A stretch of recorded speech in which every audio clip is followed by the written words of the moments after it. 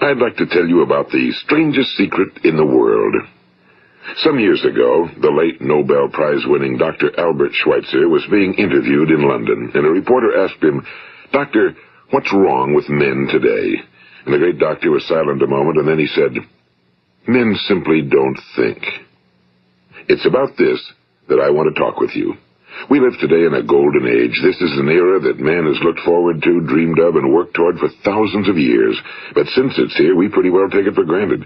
We in America are particularly fortunate to live in the richest land that ever existed on the face of the earth, a land of abundant opportunity for everyone. But do you know what happens? Well, let's take 100 men who start even at the age of 25. Do you have any idea what will happen to those men by the time they're 65? These 100 men who all start even at the age of 25 believe they're going to be successful. If you ask any one of these men if he wanted to be a success, he'd tell you he did. And you'd notice that he was eager toward life, that there was a certain sparkle to his eye, an erectness to his carriage, and life seemed like a pretty interesting adventure to him. But by the time they're 65, 1 will be rich. 4 will be financially independent. 5 will still be working. 54 will be broke. Now think a moment. Out of the 100, only 5 make the grade. Now why do so many fail? What has happened to the sparkle that was there when they were 25? What's become of the dreams, the hopes, the plans? And why is there such a large disparity between what these men intended to do and what they actually accomplished? When we say about 5% achieve success, we have to define success. And here's the best definition I've ever been able to find. Success is the progressive realization of a worthy ideal. If a man is working toward a predetermined goal and knows where he's going, that man is a success. If he's not doing that, he's a failure. Success is the progressive realization of a worthy ideal. Rollo May, the distinguished psychiatrist, wrote a wonderful book called Man's Search for Himself. And in this book he says, the opposite of courage in our society is not cowardice. It is conformity. And there you have the trouble today. It's conformity, people acting like everyone else without knowing why, without knowing where they're going. Now think of it. In America right now, there are over 18 million people 65 years of age and older. And most of them are broke. They're dependent on someone else for life's necessities. Now, we learn to read by the time we're 7. We learn to make a living by the time we're 25. Usually by that time, we're not only making a living, we're supporting a family. And yet, by the time we're 65, we haven't learned how to become financially independent in the richest land that has ever been known. Why? We conform. And the trouble is that we're acting like the wrong percentage group, the 95 who don't succeed. Now, why do these people conform? Well, they really don't know. These people believe that their lives are shaped by circumstances, by things that happen to them, by exterior forces. They're outer-directed people. A survey was made one time that covered a lot of men, working men, and these men were asked, "Why do you work? Why do you get up in the morning?" 19 out of 20 had no idea.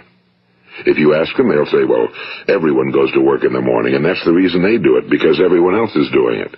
Now let's get back to our definition of success. Who succeeds? The only person who succeeds is the person who is progressively realizing a worthy ideal. He's the person who says, I'm going to become this, and then begins to work toward that goal. I'll tell you who the successful people are. A success is the school teacher who's teaching school because that's what he or she wants to do. The success is the woman who's a wife and mother because she wanted to become a wife and mother and is doing a good job of it. The success is the man who runs the corner gas station because that was his dream. That's what he wanted to do. The success is the successful salesman who wants to become a top-notch salesman and grow and build with his organization. A success is anyone who is doing deliberately a predetermined job because that's what he decided to do deliberately. But only 1 out of 20 does that. That's why today there isn't really any competition unless we make it for ourselves. Instead of competing, all we have to do is create. You know, for 20 years, I looked for the key which would determine what would happen to a human being. Was there a key I wanted to know which would make the future a promise that we could foretell to a large extent? Was there a key that would guarantee a person's becoming successful if he only knew about it and knew how to use it? Well, there is such a key, and I've found it. Have you ever wondered why so many men work so hard and honestly without ever achieving anything in particular, and others don't seem to work hard and yet seem to get everything? They seem to have the magic touch. You've heard them say that about someone. Everything he touches turns to gold. And have you ever noticed that a man who becomes successful tends to continue to become successful? And on the other hand, have you noticed how a man who's a failure tends to continue to fail? Well, it's because of goals. Some of us have goals, some don't. People with goals succeed because they know where they're going. It's that simple. Think of a ship leaving a harbor, and think of it with the complete voyage mapped out and planned. The captain and crew know exactly where it's going and how long it'll take. It has a definite goal. Now, 9,999 times out of 10,000, it will get to where it started out to get. Now, let's take another ship, just like the first, only let's not put a crew on it or a captain at the helm. Let's give it no aiming point, no goal, no destination. We just start the engines and let it go. I think you'll agree with me that if it gets out of the harbor at all, it will either sink or wind up on some deserted beach, a derelict. It can't go anyplace because it has no destination and no guidance, and it's the same with a human being. Take the salesman, for example. There's no other person in the world today with the future of a good salesman. Selling is the world's highest-paid profession, if we're good at it and if we know where we're going. Every company needs top-notch salesmen, and they reward those men. The sky's the limit for them. But how many can you find? Someone once said the human race is fixed, not to prevent the strong from winning, but to prevent the weak from losing. The American economy today can be likened to a convoy in time of war. The entire economy is slowed down to protect its weakest link, just as the convoy had to go at the speed that would permit its slowest vessel to remain in formation. That's why it's so easy to make a living today. It takes no particular brains or talent to make a living and support a family today. So we have a plateau of so-called security, if that's what a person's looking for. But we do have to decide how high above this plateau we want to aim. Now let's get back to the strangest secret in the world, the story that I wanted to tell you today. Why do men with goals succeed in life and men without them fail? Well, let me tell you something which, if you really understand it, will alter your life immediately. If you understand completely what I'm going to tell you from this moment on, your life will never be the same again. You will suddenly find that good luck just seems to be attracted to you. The things you want just seem to fall in line, and from now on you won't have the problems, the worries, the gnawing lump of anxiety that perhaps you've experienced before. Doubt, fear, well, they'll be things of the past. Here's the key to success and the key to failure. We become what we think about. Now let me say that again. We become what we think about. Throughout all history, the great wise men and teachers, philosophers and prophets have disagreed with one another on many different things. It's only on this one point that they are in complete and unanimous agreement. Listen to what Marcus Aurelius, the great Roman emperor, said. A man's life is what his thoughts make of it. Disraeli said this. Everything comes if a man will only wait. I've brought myself by long meditation to the conviction that a human being with a settled purpose must accomplish it, and that nothing can resist a will that will stake even existence for its fulfillment. Ralph Waldo Emerson said this, a man is what he thinks about all day long.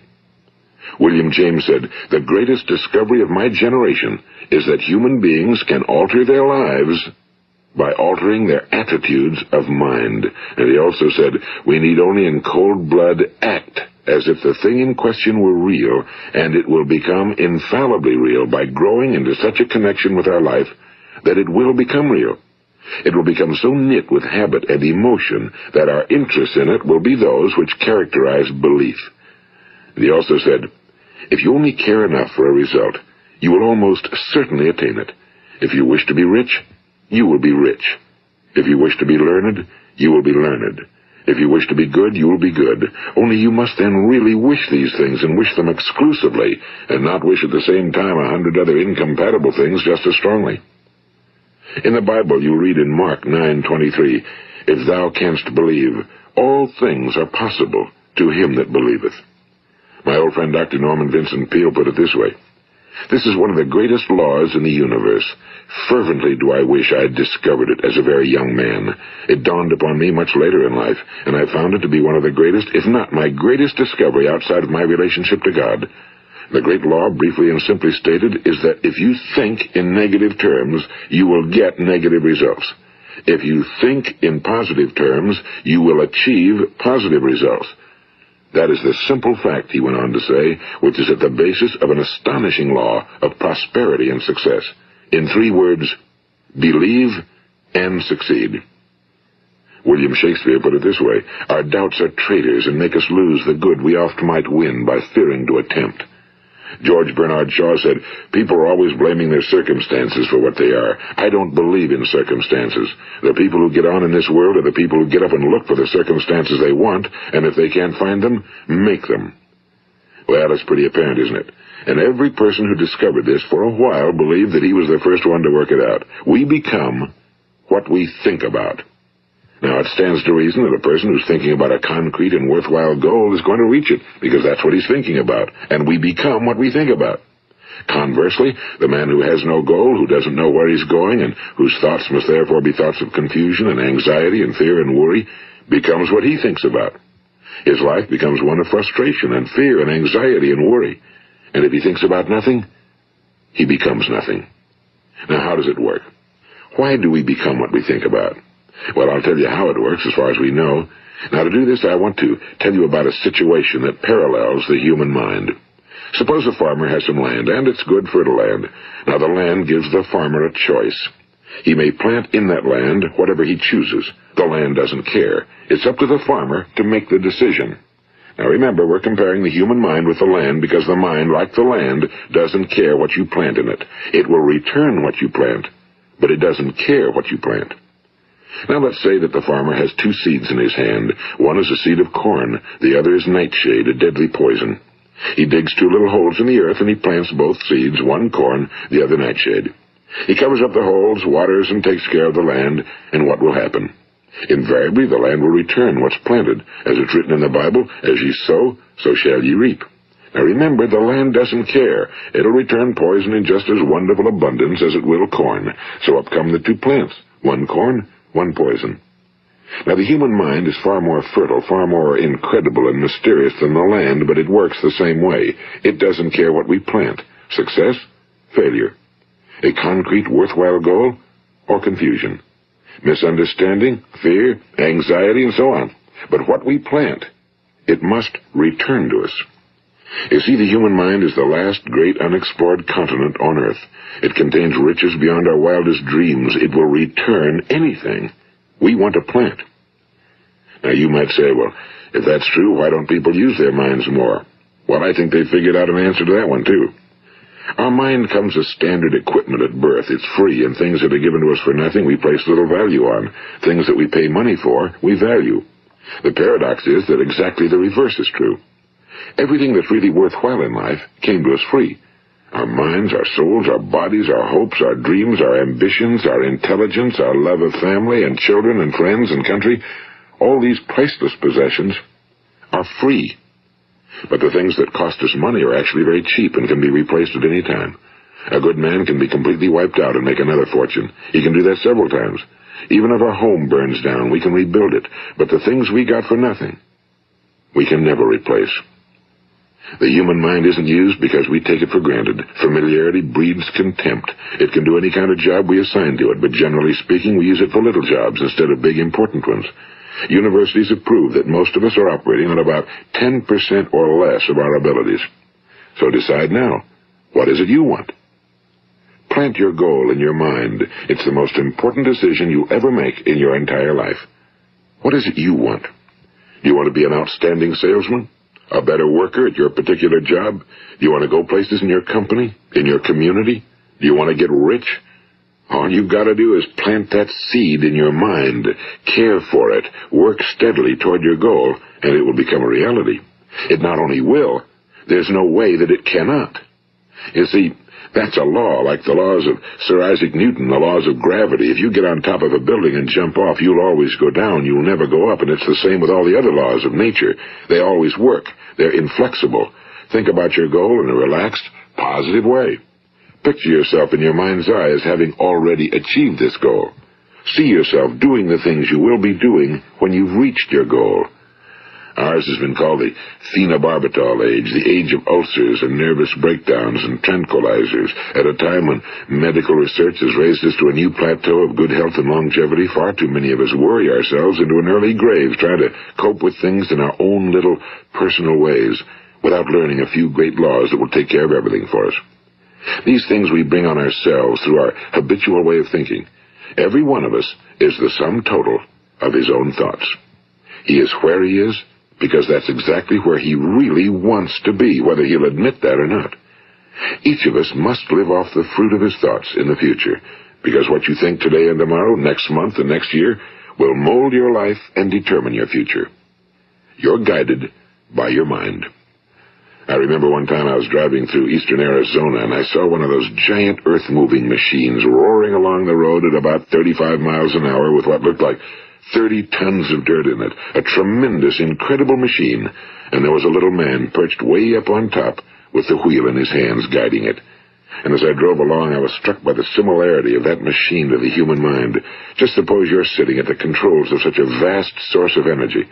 Are you going to sit back and fold your arms and let it run itself into a ditch? Or are you going to keep both hands firmly on the wheel and control and direct this power to a specific, worthwhile purpose? It's up to you. You're in the driver's seat.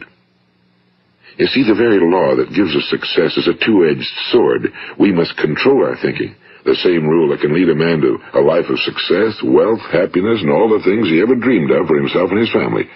That very same law can lead him into the gutter. It's all in how he uses it, for good or for bad. This is the strangest secret in the world.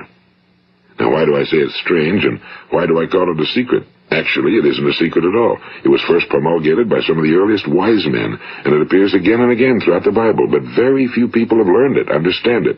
That's why it's strange, and why for some equally strange reason it virtually remains a secret.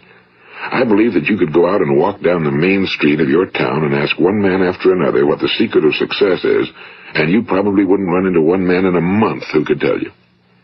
Now, this information is enormously valuable to us if we really understand it and apply it.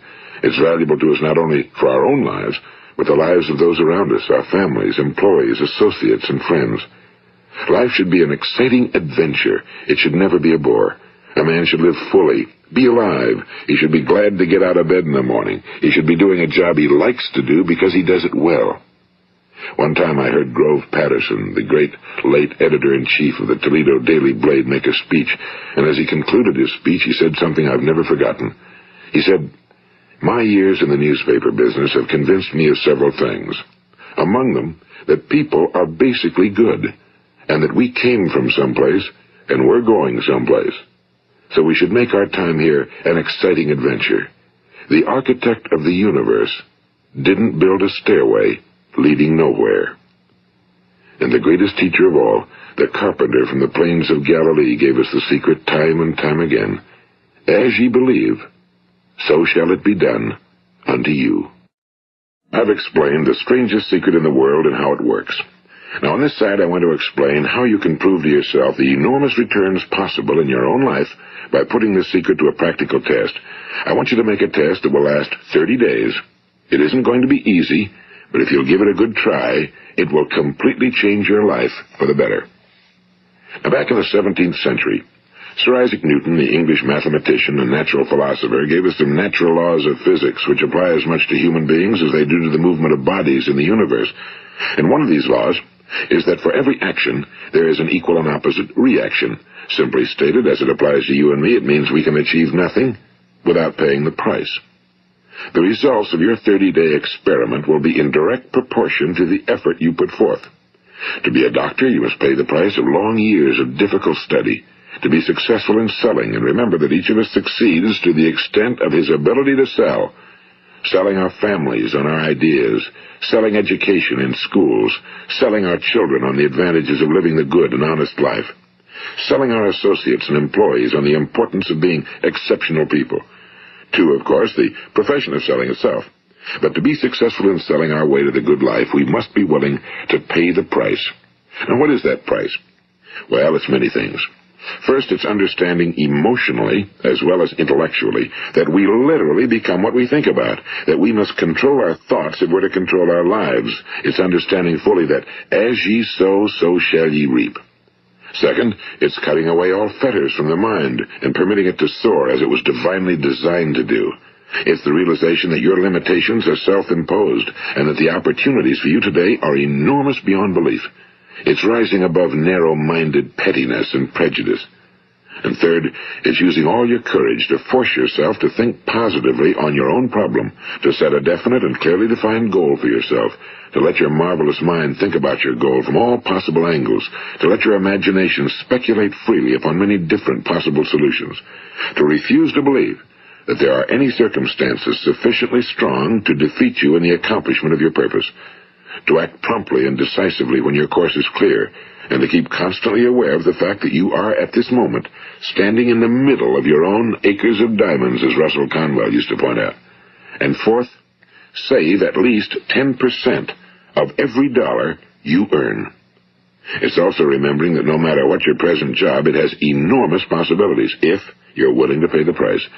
Now let's just go over the important points in the price each of us must pay to achieve the wonderful life that can be ours. It is, of course, worth any price. 1. You will become what you think about. 2. Remember the word imagination and let your mind begin to soar. 3. Courage. Concentrate on your goal every day. 4. Save 10% of what you earn. And 5. Action. Ideas are worthless unless we act on them. Now, I'll try to outline the 30-day test I want you to make. Keep in mind that you have nothing to lose by making this test and everything you could possibly want to gain. There are 2 things that may be said of everyone. Each of us wants something, and each of us is afraid of something. I want you to write on a card what it is you want more than anything else. It may be more money. Perhaps you'd like to double your income or make a specific amount of money. It may be a beautiful home. It may be success at your job. It may be a particular position in life. It could be a more harmonious family. Each of us wants something. Now write down on your card specifically what it is you want.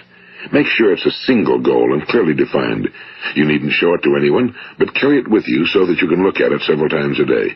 Think about it in a cheerful, relaxed, positive way each morning when you get up, and immediately you have something to work for, something to get out of bed for, something to live for. Look at it every chance you get during the day and just before going to bed at night.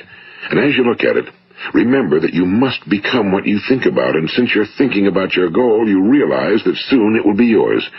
In fact, it's yours really the moment you write it down and begin to think about it. Look at the abundance all around you as you go about your daily business. You have as much right to this abundance as any other living creature. It's yours for the asking. Now we come to the difficult part. Difficult because it means the formation of what is probably a brand new habit, and new habits are not easily formed. Once formed, however, it will follow you for the rest of your life.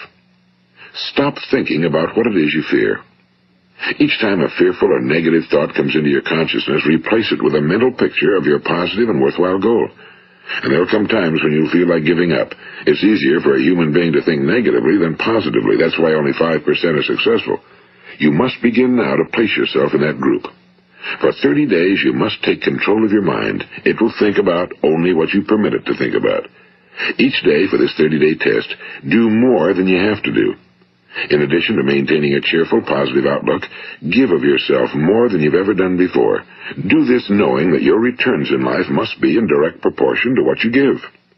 The moment you decide on a goal to work toward, you're immediately a successful person. You are then in that rare and successful category of people who know where they're going. Out of every 100 people, you belong to the top 5. Don't concern yourself too much with how you're going to achieve your goal. Leave that completely to a power greater than yourself. All you have to do is know where you're going. The answers will come to you of their own accord and at the right time. Remember these words from the Sermon on the Mount, and remember them well. Keep them constantly before you this month of your test. Ask, and it shall be given you. Seek, and ye shall find. Knock, and it shall be opened unto you. For every one that asketh receiveth, and he that seeketh findeth, and to him that knocketh it shall be opened. It's as marvelous and as simple as that. In fact, it's so simple that in our seemingly complicated world, it's difficult for an adult to understand that all he needs is a purpose and faith. For 30 days, do your very best. If you're a salesman, go at it as you've never done before, not in a hectic fashion, but with the calm, cheerful assurance that time well spent will give you the abundance in return you deserve and want. If you're a homemaker, devote your 30-day test to completely giving of yourself without thinking about receiving anything in return, and you'll be amazed at the difference it makes in your life. No matter what your job, do it as you've never done it before for 30 days. And if you've kept your goal before you every day, you'll wonder and marvel at this new life you've found. Dorothea Brand, the outstanding editor and writer, discovered it for herself and tells about it in her fine book, Wake Up and Live. Her entire philosophy is reduced to the words, act as though it were impossible to fail.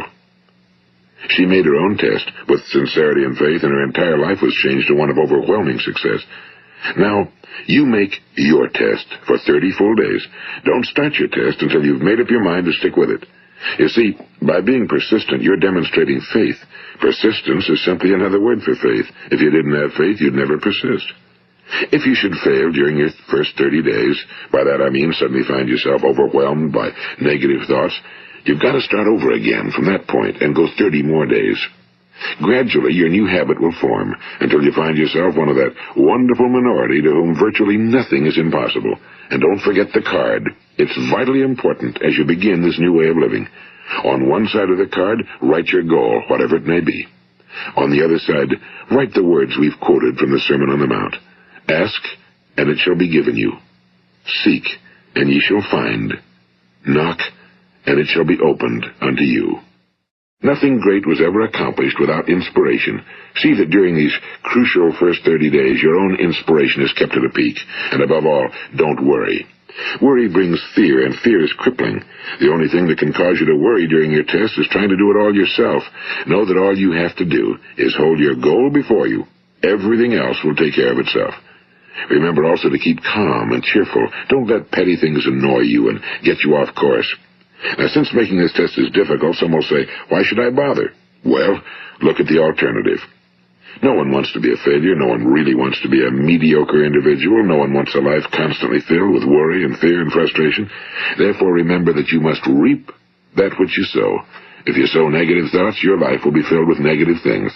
If you sow positive thoughts, your life will be cheerful, successful, and positive. Now, gradually, you will have a tendency to forget what you've heard on this recording. Play it often. Keep reminding yourself of what you must do to form this new habit. Gather your whole family around at regular intervals and listen to what's been said here. You know, most men will tell you that they want to make money without understanding the law. The only people who make money work in a mint. The rest of us must earn money. This is what causes those who keep looking for something for nothing or a free ride to fail in life. The only way to earn money is by providing people with services or products which are needed and useful. We exchange our time and our product or service for the other man's money. Therefore, the law is that our financial return will be in direct proportion to our service. Now, success is not the result of making money. Making money is the result of success, and success is in direct proportion to our service. Most people have this law backwards. They believe that you're successful if you earn a lot of money. The truth is that you can only earn money after you're successful. It's like the story of the man who sat in front of the stove and said to it, "Give me heat, and then I'll add the wood." How many men and women do you know, or do you suppose there are today, who take the same attitude toward life? There are millions. We've got to put the fuel in before we can expect heat. Likewise, we've got to be of service first before we can expect money. Don't concern yourself with the money. Be of service. Build, work, dream, create. Do this, and you'll find there's no limit to the prosperity and abundance that will come to you. Prosperity, you know, is founded upon a law of mutual exchange. Any person who contributes to prosperity must prosper in turn himself. Sometimes the return will not come from those you serve, but it must come to you from someplace, because that's the law. For every action, there is an equal and opposite reaction. As you go daily through your 30-day test period, remember that your success will always be measured by the quality and quantity of service you render, and money is a yardstick for measuring this service. No man can get rich himself unless he enriches others. Now, there are no exceptions to a law. You can drive down any street in America and from your car estimate the service that's being rendered by the people living on that street. Had you ever thought of this yardstick before? It's interesting. Some, like ministers and priests and other devoted people, measure their returns in the realm of the spiritual, but again, their returns are equal to their service. Once this law is fully understood, any thinking person can tell his own fortune. If he wants more, he must be of more service to those from whom he receives his return. If he wants less, he has only to reduce his service. This is the price you must pay for what you want. If you believe you can enrich yourself by deluding others, you can end only by deluding yourself. It may take some time, but just as surely as you breathe, you'll get back what you put out. Don't ever make the mistake of thinking you can avert this. It's impossible. The prisons and the streets where the lonely walk are filled with people who tried to make new laws just for themselves. We may avoid the laws of man for a while, but there are greater laws that cannot be broken. An outstanding medical doctor recently pointed out 6 steps that will help you realize success. 1. Set yourself a definite goal. 2. Quit running yourself down. 3. Stop thinking of all the reasons why you cannot be successful and instead think of all the reasons why you can. 4. Trace your attitudes back through your childhood and try to discover where you first got the idea you couldn't be successful, if that's the way you've been thinking. 5. Change the image you have of yourself by writing out a description of the person you would like to be. And 6. Act the part of the successful person you have decided to become. The doctor who wrote those words is a noted West Coast psychiatrist, Dr. David Harold Fink. Do what the experts since the dawn of recorded history have told you must do. Pay the price by becoming the person you want to become. It's not nearly as difficult as living unsuccessfully. Make your 30-day test, then repeat it again, and each time it will become more a part of you until you'll wonder how you could ever have lived any other way. Live this new way, and the floodgates of abundance will open and pour over you more riches than you may have dreamed existed. Money? Yes, lots of it. But what's more important, you'll have peace. You'll be in that wonderful minority who lead calm, cheerful, successful lives. Start today. You have nothing to lose, but you have a whole life to win.